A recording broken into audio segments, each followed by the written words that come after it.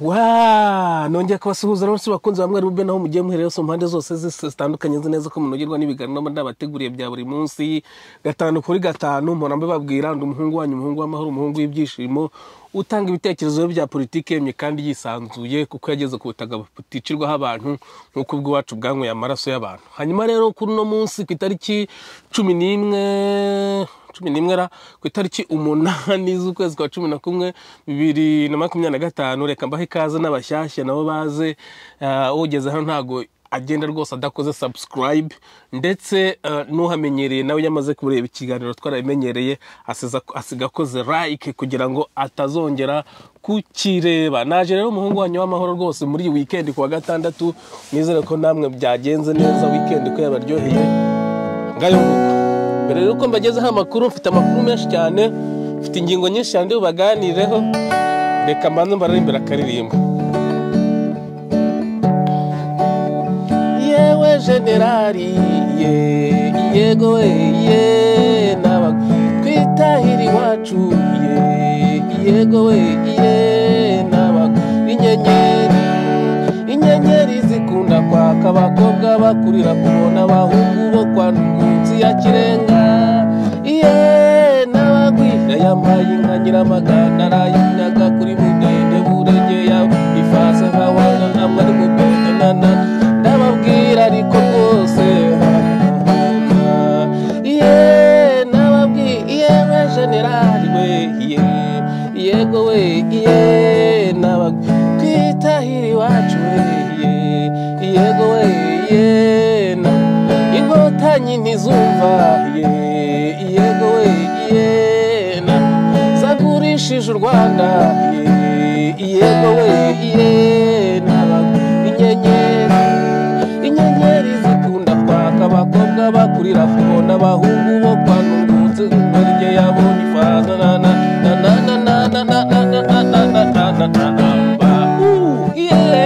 nababwira inka nyiramaganga arayinyaga kuri mudende bunage yabona ifaza nawe arababwira rwose ati nimureke inkotanyi zatuririye igihugu mu mahanga nababwira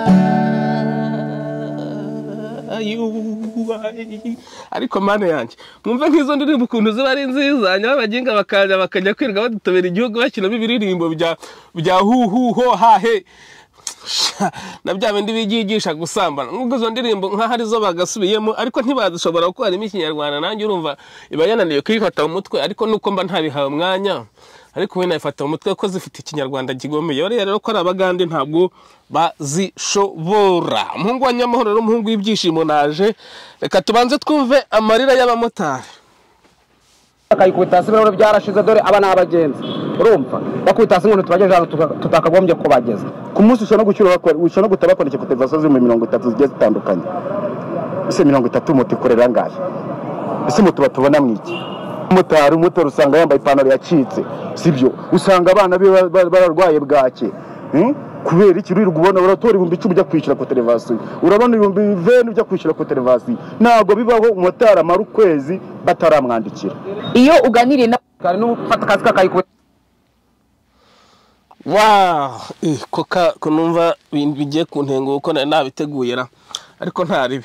Hanyuma rero mwabyumvisa ko nagahinda k'abamotari uwo ni umumotari rwose ati abana bacu barwaye bwaki kandi koko nibyo ubona imbere abana b'abapolisi n'abagore babo sinakera rwose nejo bundi rwose ndi muri secondaire muri za 2010-2012 wasangaga abana b'abapolisi n'abagore babo aribo barwaye bwaki ndetse n'umupolisi yaba yakuyemo uniforme agahita yambara ipantaro yacitse.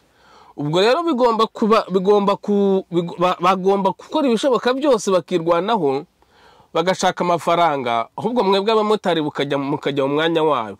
Ubwo rero mwebwe nabonye abamotari mutoroke muzi gushyira hamwe mushyira hamwe uzabibamo urwango mugire ariko mwebwe muharanira uburenganzira bwanyu uko nabonye abamotari mubishobora. Ni ukuvuga ngo nani nge mbona polisi ushobora kuba ari y'umushoramari imbere yahembwaga na Leta Zunze Ubumwe za Amerika nkeka byarahagaze. Hanyuma ubu ngubu rero aho byahagarariye abapolisi ntibanakinjizwa mu gipolisi cyane ubwo ikiriho nuko u Rwanda rwo rugomba kubahemba, kandi kugira ngo bahembe abapolisi nibo bagomba gushaka amafaranga. Kugira none kuvuga ngo umunsi iyo bakoze raporo bagasanga ukwezi binjije amafaranga menshi, icyo gihe baba barakoze akazi kabo neza. Ntabwo gukora akazi kabo neza ari ugucunga umutekano w'abantu, ahubwo gukora neza kwabo ni ugukama amafaranga menshi mu bantu bo bashinzwe kurinda. Ngaye nguko iyo niyo Singapore niyo twiyemeje kubamo, niyo ariko abanyarwanda muzumva, harimo abakeya bumva ariko n'abandi bazumva, kugira ngo mwumve ko twagurishijwe igihugu. Leta Zunze Ubumwe za Amerika n'Ubwongereza nge simbishidikanya nibo batuguze kugira ngo babashe gusenya, kugira ngo babashe kubona amabuye ya Leta Zunze Ubumwe za Amerika, ubutunzi bwa Tanzania ndetse n'ibindi bihugu duturanye byose ibyo bihugu bitifuza.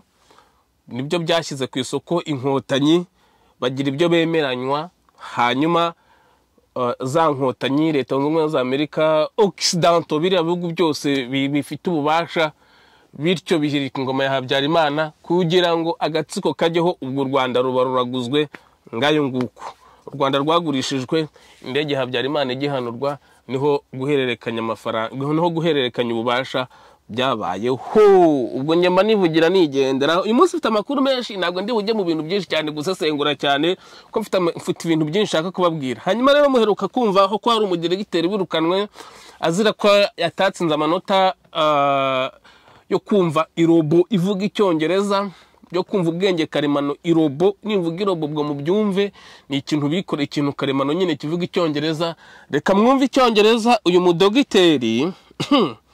Uyu mudogiteri ndaje mbabwira izina rye, ariko hagati aho nani bagiye kubabwira ikintu ntagenda ntakivuze. Hari umuntu wiyitaga Azizi, irindi sindyibuka, yatangaga commentaire, yaramaze kugira commentaire 123 zirenga. Ubwo nakoraga ibarura mu cyumweru gisize, yaramaze kwandika commentaire 123 zibasira abafana banjye, nanjye zinyibasira. Uwo nguwo rwose nagira ngo mabwire ngo ntimuzongera kumubona, namaze kumuboroka, kandi nabimubwiye. Murabizi ko mwese commentaire nzisoma zose ndazisoma nkanabasubiza. Namuburiye kenshi ndamubwira nti nukomeza kuzana ibyo bigambo byawe hano nta mwanya ugifite kuri channel yacu. Ubwo rero namaze kumuboroka, ntabwo cyakora namubabariye kugira ngo mu mutwe bizamurye, azajya areba video, namara kuyireba natanga commentaire ayigumanire, ntabwo izaza tugeraho. Kandi ngewe naba yayitanze nzajya mbimenya, nako kayihayiho nakomeza bukagira no kuri channel nzamuboroka, ntago azongera kureba video zanjye. Uwo bita Azizi rini ndaryibagiwe naye nabiteguye. Ubwo nibyo Azizi, wihangane, uri cyo ntazi. Ngewe ntago nkorana n'abantu bafite mu bwonko wagira ngo barabafunguye umutwe. Abo nge ntago dukorana. Kuba ureba video zanjye ibyo ntacyo bimbwiye, uragatonyanga mu nyanja. Kandi nubwo waba unyinjiriza amayeri 1000 kuri video imwe warebye inshuro imwe, ibyo nge ntacyo bimbwiye, uko amafaranga ntagatanga umunezero, ahubwo isoko y'ibyago n'amafaranga. Ubwo rero wihangane, wowe uri umuginga rwose, ntago twahuza. Imana izakumpera umugisha. Bijya kureba channel nka ziriya za Igihe, urebe televiziyo y'u Rwanda, urebe ziriya channel zose zivuganira ubutegetsi bw'u Rwanda, kandi ntacyo bigize. Yanjye uyihorere, kuko ngewe ntago nkeneye amafaranga kuri YouTube, uko simbayeho nabi sinanashonje. Nge nkeneye abantu bumva bagahindura imyumvire, sinkeneye abantu nkawe. Ubwo nakuborotse ugende ndebe ko ari icyo uzantwara. Twagera atareka mbyumvishirize icyongereza bashaka ko tuzajya tuvuga. Cy'umudogi ni docteur, ndanababwira izina rye. Iyi video nayikuye kuri channel ya wa mugabo wirukanyije ubundi kuri RBA, ndi bwongera nabwo nkavugaho Jean Pierre Kagabo. Iyi video ngiye kumvisa nayikuyewe. Mwumva icyongereza cy'umudogiteri rero, ngo uzajya uvugana na robo, kandi ari dogiteri ni garage itapfa kubonwa n'uwari we wese. Wagiye. Thank you very much. Today we convene here in Kigali, in most of the African countries, to discuss around the transformation of. Thank you very much. Today we convene here in Kigali, in most of the African countries, to discuss around the transformation of to discuss around to discuss something. Nanje kera ntago bavuga to discuss around, no? Byo nibaho. Bavuga to talk about something cyangwa to discuss something cyangwa se discussion about something. Njyewe najyaga mvuga icyongereza, njyewe mfite bachelor's degree mu cyongereza n'igifaransa kubyigisha, ariko amasaha menshi nigije nayo igiswahili yo mbaruye nsanga kuko ibigo byose nakoze mu myaka 12 nta kigo na kimwe ntigeze nigisha igiswahili, ariko handi wasanga mvanga ikinyarwanda rimwe na rimwe igifaransa ubundi icyongereza ubundi, ariko igiswahili kiyongeragamo. Hanyuma rero uyu mudogiteri witwa Ndabamenye, Dr. Ndabamenye mana we. Thank you very much. Thank you very much. Today we convene here in Kigali. Okay, Dr. Ndabamenye Telesfor. Njora? Telesfor le ministre inimina. Ewe. Ni ministre muri Minagiri. Mana yanjye ntabwo ibintu nabirebye. Ngo Dr. Ndabamenye Telesfor ndakeka nimba ndi gusoma neza minister in Minagri. Ye baba we nimba ari we kabaye we ntabwo nigeze nyitindaho none niwe wi ministre. Reka nongera nyumva ndanahita nanjye mvuga icyongereza ntabwo nabimenye. Most of the African countries to discuss around the transformation of Thank you very much. Thank you very much. Nyamuneka najyaga mvuga icyongereza ku ishuri abanyeshuri bakanseka ngo njye mvuga icyongereza nabi. Reka ngira akantu k'icyongereza mvuga mumbwire nimba mvuga nkawe nimba mvuga nkawe. So when I was at school I used to speak in English and all of the class they used to laugh at me. For that reason I liked no I decided not to speak in English, but I used to speak in Kiswahili in order to show them that even though I don't know English, but I know Kiswahili. Ubwo muzambwira niba mvuga icyongereza cyangwa ntavuga icyongereza. None uyu ni dogiteri we, none ni na ministre muri Minagiri, mwumva icyongereza avuga. We don't say to discuss around, we say to discuss. I'm telling you that I'm here to discuss political opinions from I'm here to talk about my political opinions. Anybody call simbizi murumva neza to talk about to discuss around nibibaho rwose n'umujya nahe nibibaho bavuga to discuss ukongeraho something to discuss the subject, not to discuss the about around the oya ndimo ndamara iminota yanjye. Minagri uyu muntu muzamubwira nge nasaba uyu muntu yagenda akabwira uriya mugabo wakiriyeho Jean Pierre Kagabo iyi video yakayikura kuri channel ye akayisiba cyangwa se bagakora ikindi kiganiro mu Kinyarwanda kuko ibi nakamara maza namwe mugende munyumve yitwa Jean Pierre Kagabo faripaya sinibuka channel yuko yitwa ariko nimwandika ama Jean Pierre Kagabo murayibona muragwa ku biganiro bye iyi murayisangaho mu cyumve cyose cyongereza cye ntacyo na kimwe kirimo tubyita ingaramatika. This man is good English speaker. Nubwo nanjye ntazi icyongereza ariko nta kibazo, même si je ne parle pas bien l'anglais, mais au moins j'essaie de parler le français. Abafaransa barambwira ngo les français me disent que j'ai un bon accent français. Abantu binaba bambwira ko byibuza ngiye mva kuvuga igifaransa neza, ariko kuba narabigezeho nageze nanga nanjye nta gifaransa nzi. Ariko ngayo ngo abafaransa aba Belge yo duhuye n'abantu bo muri Algérie barambwira ngo tu as un bon accent français, tu es de quelle origine? moi je suis rwandais, je parle, même si mon pays est anglophone, mais moi, j'ai fait mes efforts pour que je parle le français comme il faut. Twigendere rata ubwo nanarondogoye ako karagaceho uyu mudokiteri minisitiri w'ubuhinzi navaneho iyi video ye avuge mu gihinzi areke kuvuga mu cyongereza. Hanyuma Jean Pierre Kagabo reka nze muzaho sha navuze ko ndi bumvise utuntu twinshi ntago ndi bugira ariko nsigaje tubiri. Papa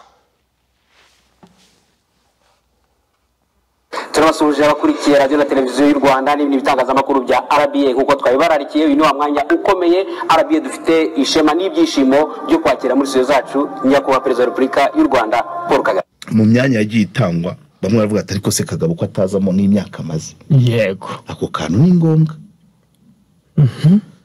Ari ukuza kwa Sandrine Kagabo aricarira. Nyuma yaho haza abandi bayobozi Kagabo araho. Ibi ni amatakirangohi. Icyo nge nashaka kubabwira nuko Kagabo wakiriye igipupe cya Kagame Paul, ahubwo buriya abantu muri opposition inama ngiye kubabwira ya nyayo aho muri hose ni ugushimuta Jean Pierre Kagabo tukamutwara. Icyo cyonyine na Padiri Nahimana Thomas haguruka ibyo kwiyamamaza no kugira ntuze mu buhungiro guverinoma mu buhungiro na za convention zose ujyamo zo muri Canada muzihorere ku giciro icyo ari cyo cyose byabatwara, ku mafaranga yose byabatwara. Jean Pierre Kagabo tumushimute tumugeze i Burayi, ubundi murebe ko igihugu mutagifata. Iyo niyo nama mbagiriye, ngewe ndi umuntu sindi nararibonye ariko mfite ibitekerezo bizima.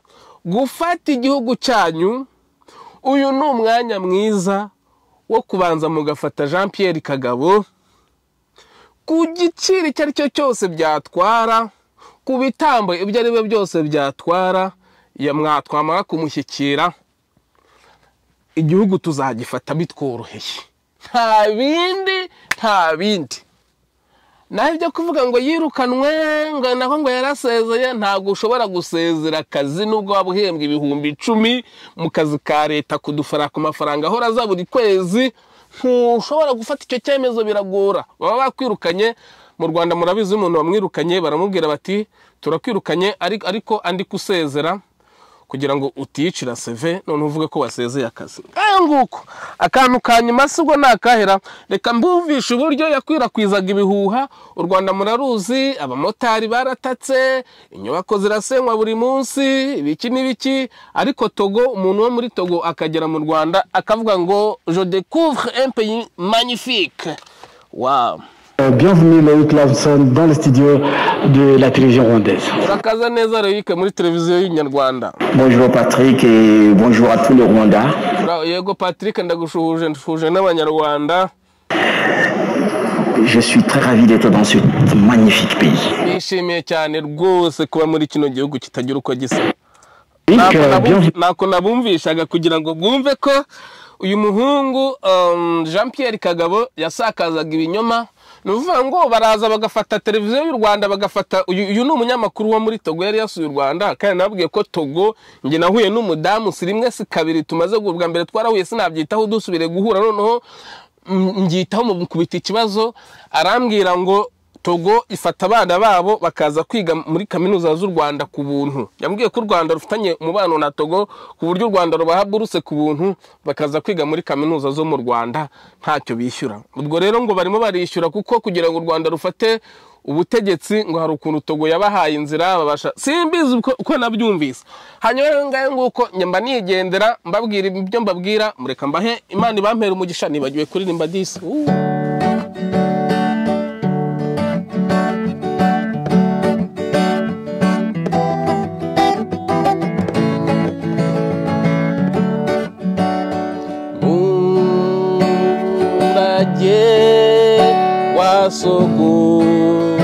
Uruzaramba ntabwo nsubira kuvuga ngo bakora subscribe na like na share babikora. Kabeho soko y'ubwiza bw'Afurika igendere nyakubahwa rwose tuzagukorera